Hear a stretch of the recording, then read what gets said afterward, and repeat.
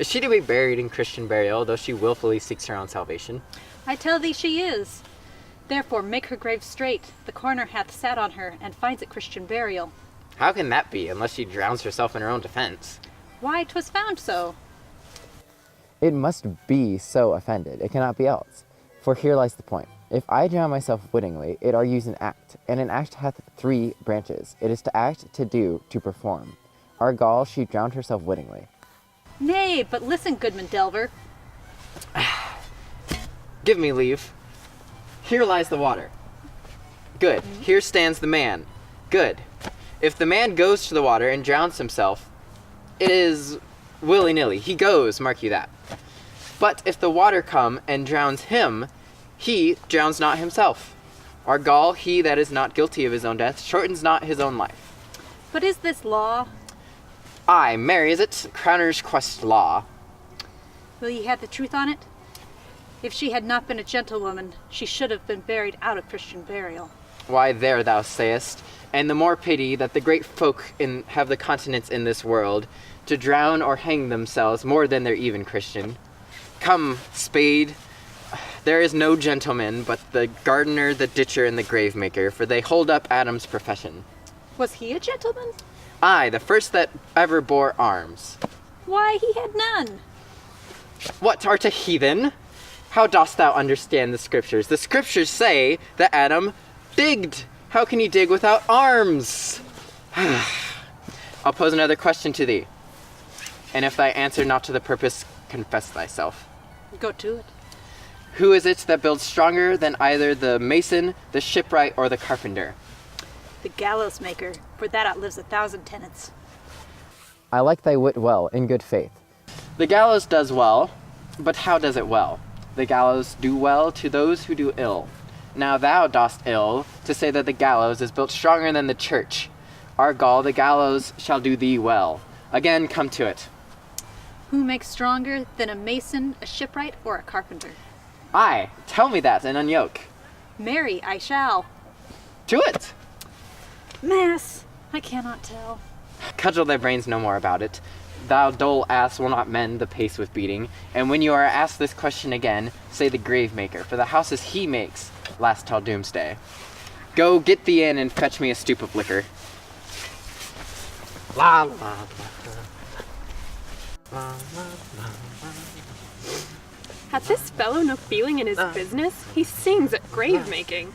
Custom hath made it in him property of easiness. 'Tis e'en so, the hand of little employment hath the daintier sense.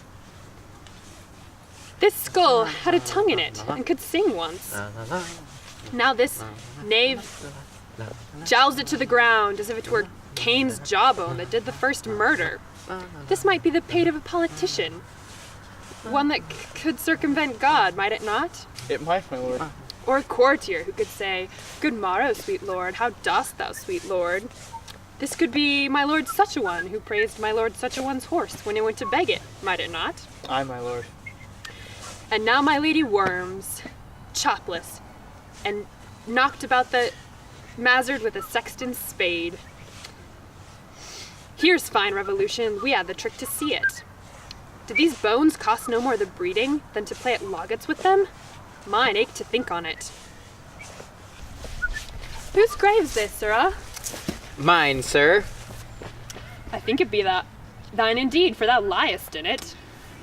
You lie not in it, therefore it is not yours. I, for my part, lie not in it, yet it is mine.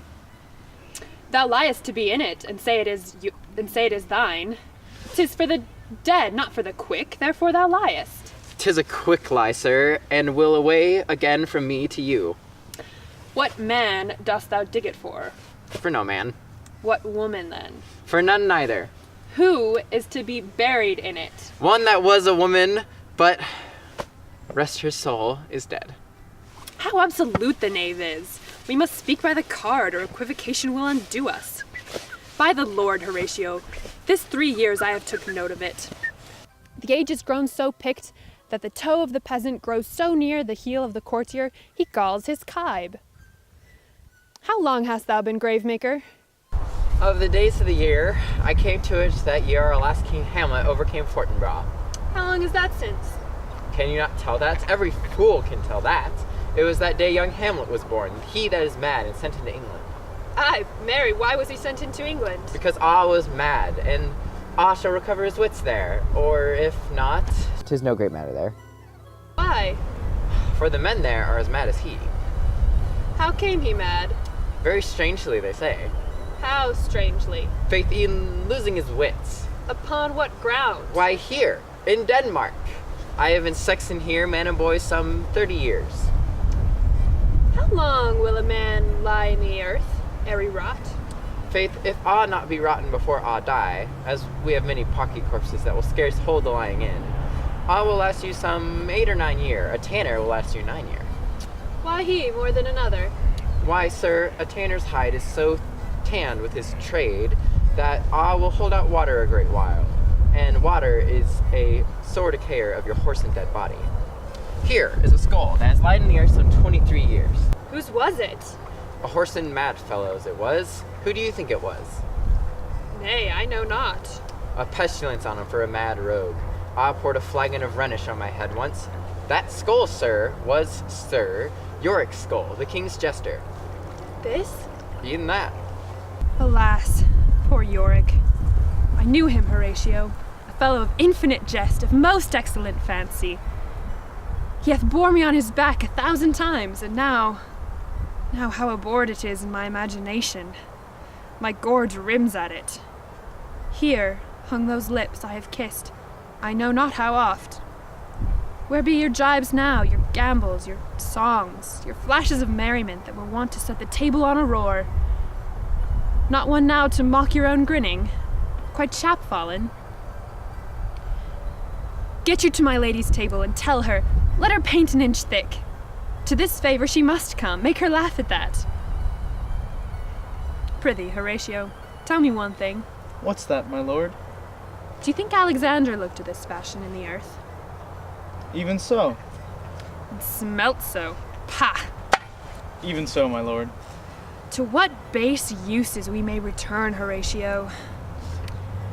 Why may not the imagination trace the noble dust of Alexander till they find it stopping a bunghole? 'Twere to consider too curiously to consider so. No, faith, not a jot, but to follow him thither with modesty enough and likelihood to lead it. Alexander died, Alexander was buried, Alexander returneth to dust. The dust is earth, of earth we make loam, and why of that loam whereto he was converted, may they not stop a beer barrel? Imperious Caesar, dead and turned to clay, might stop a hole to keep the wind away. Oh, that earth which kept the world in awe might patch a wall to expel the water's flaw. But soft a while.